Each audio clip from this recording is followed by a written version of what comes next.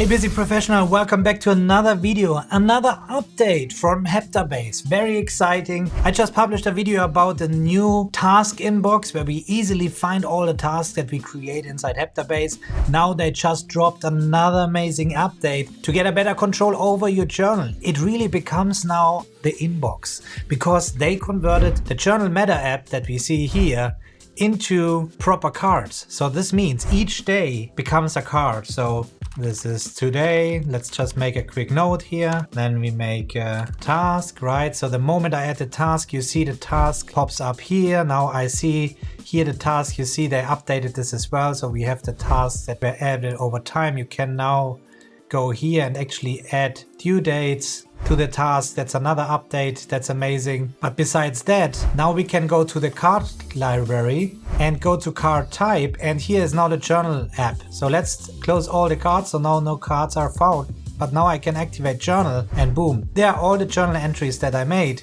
And the amazing thing is, whenever I go to a whiteboard, I can now open this up here. I can also activate just the journals, and now I can bring in this journal card, and there we go.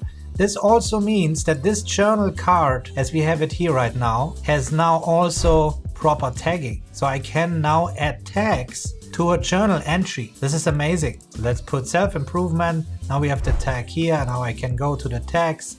And when I go to self-improvement, it would show up there as well. So this is really amazing. I think that just shows how amazing they are in updating all these features. And as you have seen, there are not many journal entries, but this might change now with having proper cards there. I would still combine things on the journal. So whenever I'm on a day, I'm working through the day. In the end of the day, I might turn this into a card and then this into a card, just for the sake of having separate cards available for these topics. Otherwise, I have a mixture of topics on one card, which is this day. And I don't know how I would use this on the whiteboard.